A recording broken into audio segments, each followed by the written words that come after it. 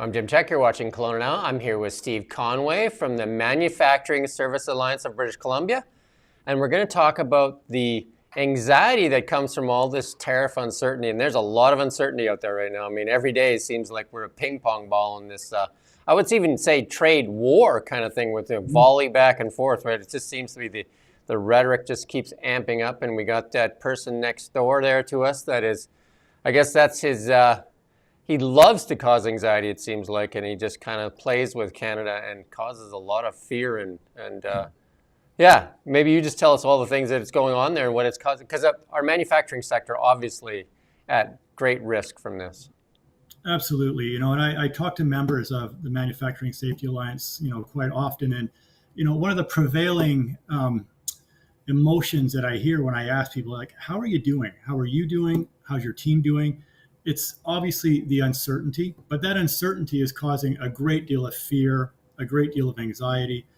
I was talking to one individual the other day and I just said, how is this for you?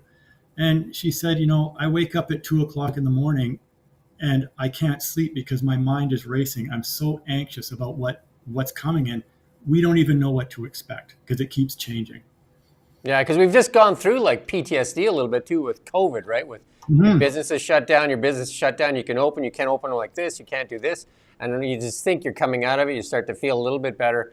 And here you go again. Now we're getting slapped around and so many industries across Canada being subjected to this, and so many people, they're going to lose their jobs, lose their business, all kinds of things. Yeah. It's really having a devastating effect on people's well-being. I know when you consider, yes, it's political, but it's impacting us in a very, very personal way. People have mortgages and rent to pay. People have children to raise and families to look after. We have obligations. And when we're kind of in this situation where, again, it's tariffs on, tariffs off, but it's coming and it's not coming. We can't plan. We don't know, how this is going to impact us on a very personal level. So yeah, it's just really disrupting so many people in their lives right now.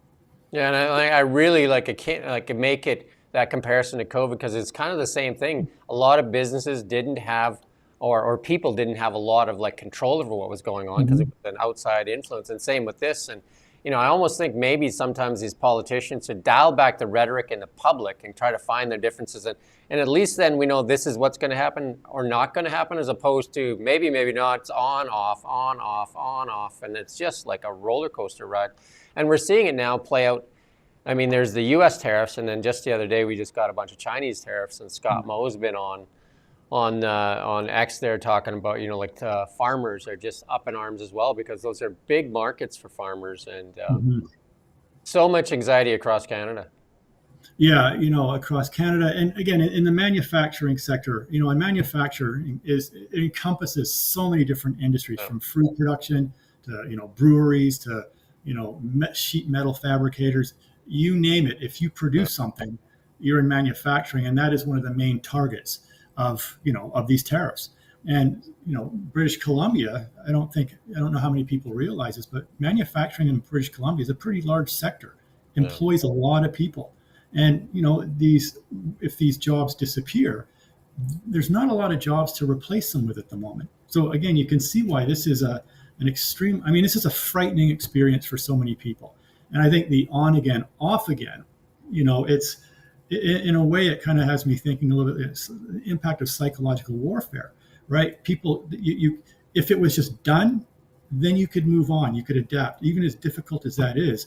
But the fact that it's announced and then pulled back and announced and pulled back, it almost has the feel of of gaslighting, which is making our foundations really shaky, and it's hard to predict and know what to do. And I would say for businesses, when you go to invest capital, you kind of need certainty, and it's really tough to say I'm going to put this money into market, and then to say, well, I mean, there is no market. I mean, it's that much of a big deal, right? And we even talk about agriculture. There's manufacturing there because you got to make the equipment that obviously that's in the fields and all that kind of stuff. So, yeah, I mean, it's almost every industry across Canada would be touched by this, right? These tariffs. Well, yeah, I mean, and if you're not directly related to an industry where the tariffs are going to hit, there are the spin-off effects, because when there's unemployment, or when there's just organizations aren't investing, that ripples through the community. It creates fear in the community, uncertainty in the community. So, and there's no, as soon as you turn on the news, you're bombarded by this. So people really, again, it's just having such a profoundly deep impact on people's well-being. Yet people still have to get up in the morning. They still have to go in to work. They still have to look after their families. So we're carrying this immense cognitive load while having to survive and do everything we need to do normally. And that distraction is, it's really hard on, obviously that distraction is hard on us, but in manufacturing in particular, in other sectors like, construction, for example, the ability for one to be physically safe at work is also tied to one's ability to focus and not be distracted. So when we have this uncertainty, we have this fear, we have more employees who are going to a work site where safety needs to be the priority, but their mind is worried about things beyond their control, which is very human. Yeah, it's very hard to think about the future when you're so stuck in the present moment and where you're getting bombarded. And that's why I say I think the politicians on both sides need to dial back the rhetoric that's in the public, because it's just a kind of like a teeter. What are you hearing from your members though? What are you hearing from the people in your industry and that, and how are you trying to kind of like, I don't know, help them kind of like deal with this? Yeah, I mean, we're hearing a lot of different things. I mean, one of our members, just came out that, their operation is moving south of the line, right? It's moving to the U.S. Other organizations I talked to, they had a truck going to the border, truck got turned around, right? So, I mean, just hugely disruptive. So again, we're hearing about that anxiety, we're hearing about that worry.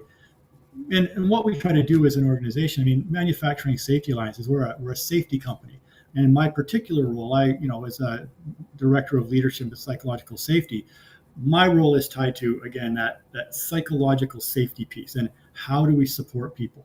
And so, obviously we go out, we talk to folks, right now I'm doing a lot of, training on site for organizations and working with leaders about how do I support my team? How do I support my staff? What are the best things to do to make sure that people are okay from an emotional, psychological standpoint, so that they're also safe physically in the workplace. So our advisors are out there, as they are all the time, working and consulting with, our members. My services have picked up considerably over the last little while. So we're just really trying to support our folks, show them that we're there. And to the extent that we can, help them navigate this journey, because this is a really difficult one. And, we don't have the answers, because we don't know what's going to happen. But, one of the things that we do is, advocate, communicate. You might not have all the information, but the more you can communicate and be as transparent as possible, it gives people a sense of, okay, I don't like it, but I have a sense of what's coming. Because if we don't share what we know, we create a vacuum. And you know what fills that vacuum? Gossip. Yeah. And versions of reality that might not be accurate, but actually could instill more fear. So we talk about that piece. Again, how do we support an employee's psychological and emotional well-being? Are we referring them to community resources, for example?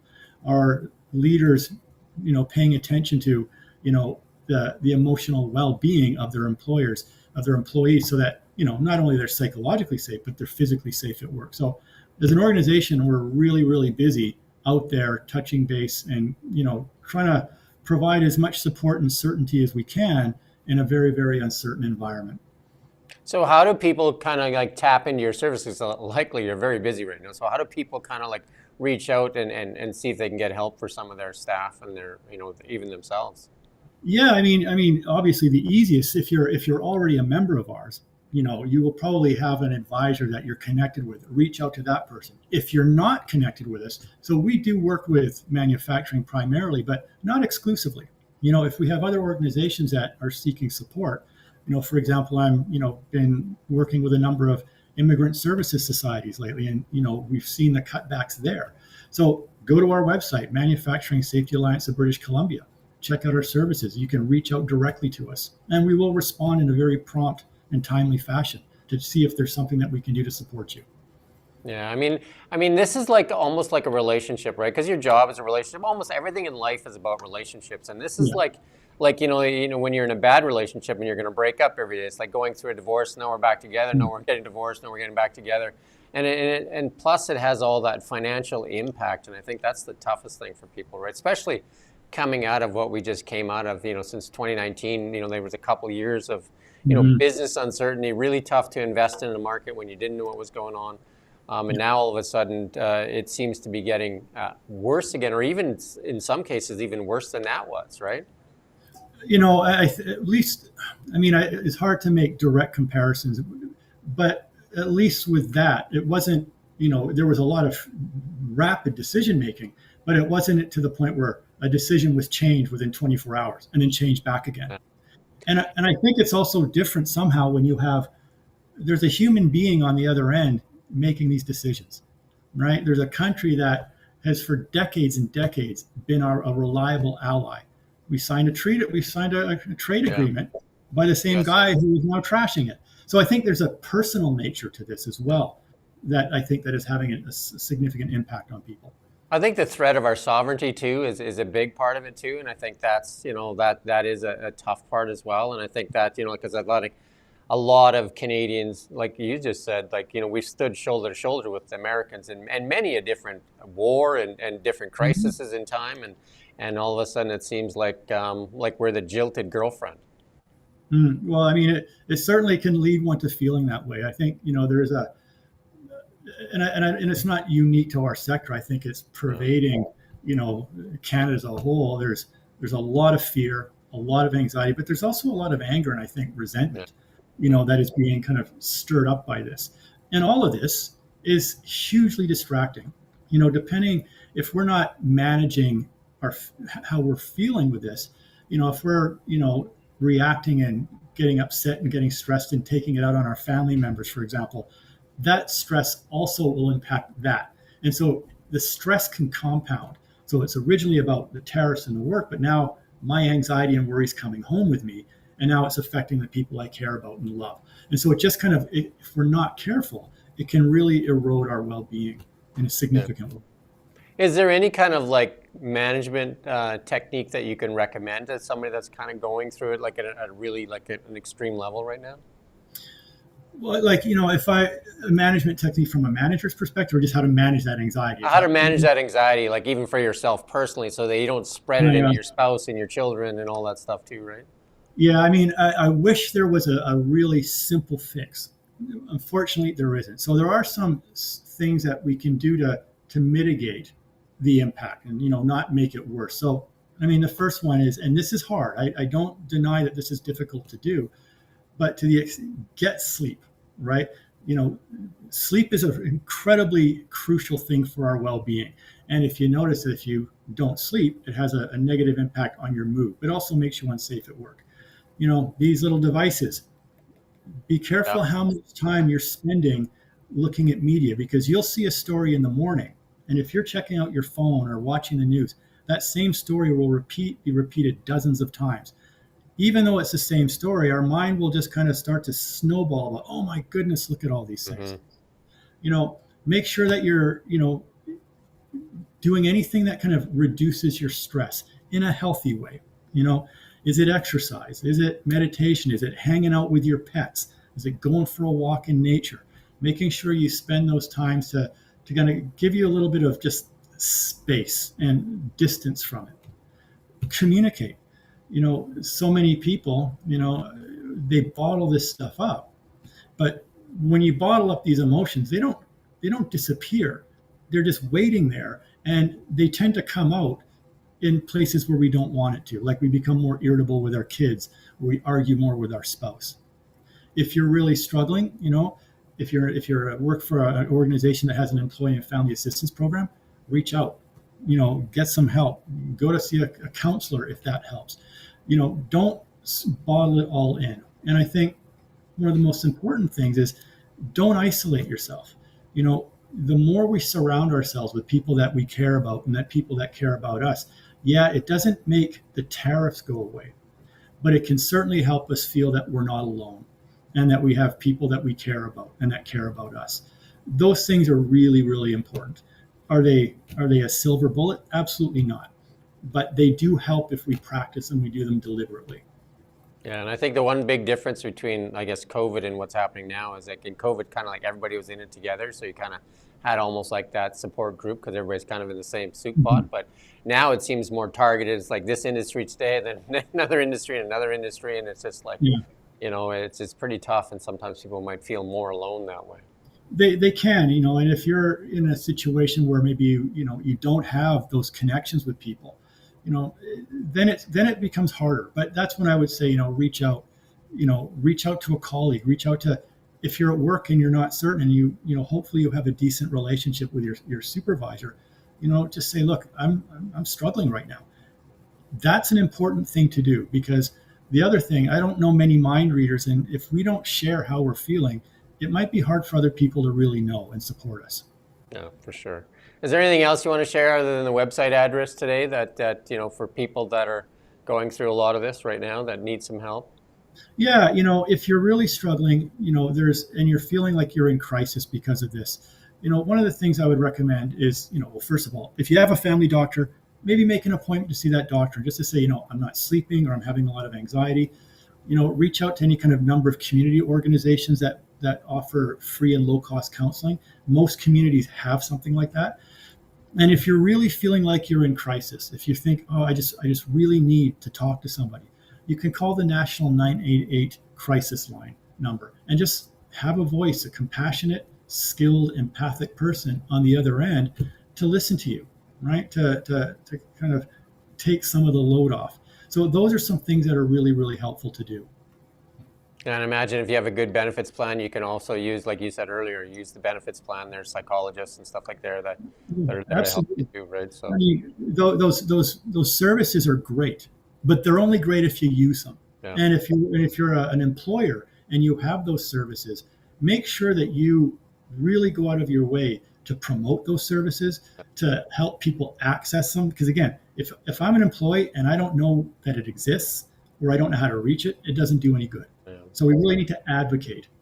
Now, especially for employees. I can remember when I was a young man working in the sawmill industry, where it's almost like we were threatened with layoffs all the time, right? So you're not sure you're going to work, today, if you're going to get a layoff notice or not get a layoff notice. There's always talk they're going to lay off a shift or do this and do that. And it was very, very stressful, and it made, tough to, you think about buying a new car or buying a house or something like that, and you're just like, well, I can't do any of that stuff right now because I'm not sure if I'll have my job next week, right? So put your life on hold, right? Yeah. And we have folks that they want to put their kids through school. They're considering a major purchase. They want to buy a home, for example. They want to get a different place to live. All of those things feel like, can I do this? So we're in a really liminal stage here, in a sense of limbo.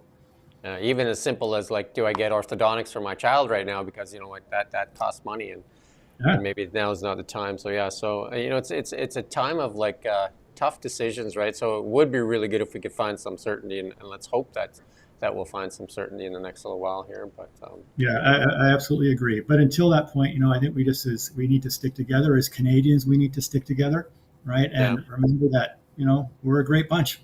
Yeah, and I think that the politicians on both sides of the border should dial it back a bit and recognize that they're putting people, like they're the ping pong balls in this, and they're putting the people through this, and just try to find a way to find solutions, like work towards solutions as opposed to dialing up rhetoric, right? Mm-hmm, mm-hmm. Yeah, that will probably be very helpful for all of us. Yeah, I imagine so. Well, I do thank you for your time today. Yeah, my pleasure. So Steve Conway with the Manufacturing Safety Alliance. Thank you for your time. And then you can find them on the website. Is there a website address, or just search that in Google? Yeah, just search manufacturing. Oh. There we go. Yeah, there you go, Manufacturing Safety Alliance in BC. And it's going to look like that when you find it on Google. Yeah. Right. There you go, mental health and wellness at work. Yeah. An important thing, especially when you're working on dangerous equipment and stuff like that, to keep your head. And I've worked in sawmills and I've worked in mine sites and stuff like that. And I know that the stuff around you can be very dangerous if your head's not on right. Yeah, a moment of distraction is all it takes. Yeah. I got proof of that right here. Oh, yeah. Yeah. That was a workplace accident a long time ago. So there you go. Yeah, so There you go. All right. We do thank you for your time. And My we do pleasure. thank you for watching Kelowna Now. We don't just report the news. We live here too. We're your neighbors, bringing you stories that matter to all of us. No government funding, no outside influence. Kelowna Now.